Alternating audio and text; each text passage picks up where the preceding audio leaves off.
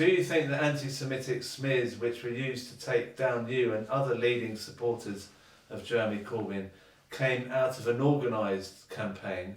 And if so, who organised it? Well, I don't think it was an organised campaign.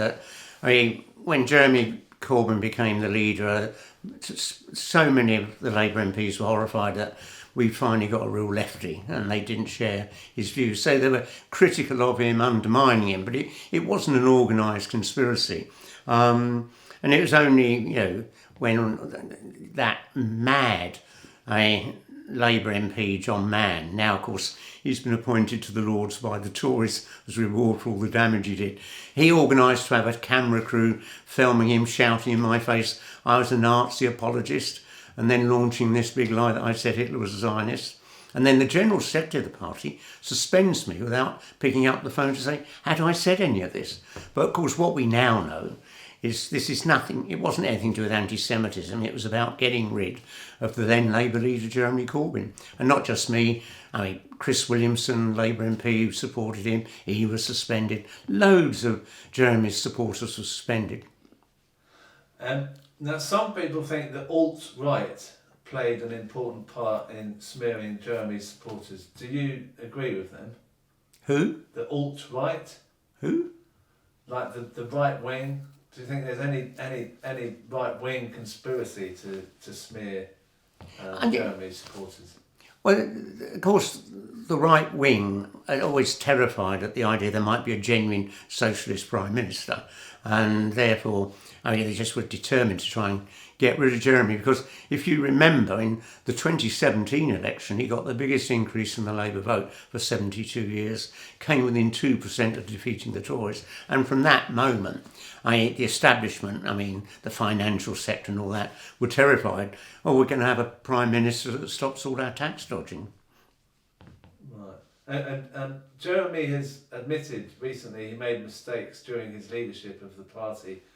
What do you think were his biggest mistakes? Well, part of the problem, everyone who meets Jeremy just thinks he's about the nicest person they've ever met. And therefore he didn't have the instinct to crack down on his opponents in the party. When that Labour MP John Mann was making all allegations I was anti-Semitic, Jeremy should have suspended him and reinstated me and suspended the General Secretary. But that's not Jeremy's style of doing things. I've known Jeremy for over half a century. I've never heard or seen him ever be angry about anybody. Everyone will tell you, he's the nicest person they've ever met. Right. So what do you think is the single greatest lesson for the left to be taken from Jeremy's leadership?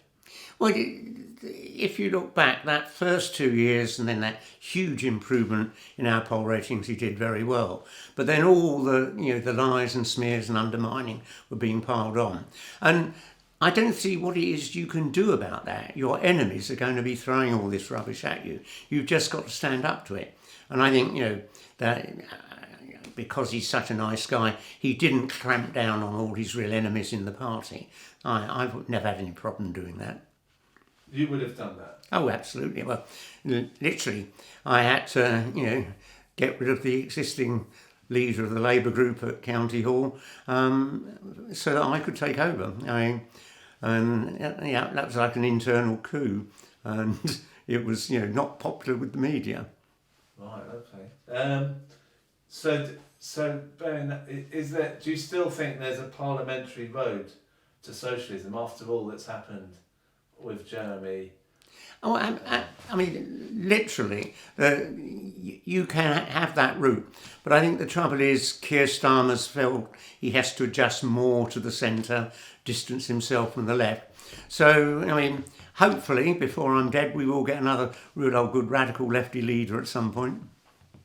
And do you think we can do that in the Labour Party, or do you think we need a new party of the left? Well, after I was suspended with all those smears about anti-Semitism, I eventually applied to join the Greens and so on. And if I was sort of the leader of the Labour Party, I'd be looking for a coalition with the Greens. And that's what I think we need to do, because they got quite good 5 or 6% support. And if we work together, that massively improves our chance of defeating the Tories. Do you not think there's room for any more parties, like a new left party? Well, over the years, people have tried to set up new left parties. They've never really taken off. I mean, you've just got to look, there is that inbuilt support for the Labour Party that's lasted for over a century, and it's not going to go away or switch to someone else. So my advice has always been to lefties, join the Labour Party, work from within it. Right. Now, lots of people are leaving the Labour Party now and have kind of given up. Do you think that's a mistake in that way, that what you've just said there?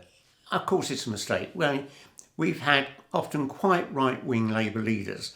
Leftists didn't go, they stayed inside and fought against the policies and what those leaders were doing. And Keir Starmer's not right-wing, but he's not a sort of radical lefty like Jeremy. Right. Well, those are all the questions that Right. I had. You're very, very quick at answering those ones. Okay. Yeah. All right. Thanks, Ken. Oh, and Ken's got... Is there anything you want to add? Personally? Yeah, I'd like £10,000. Thanks, Ken. Cheers. Oh.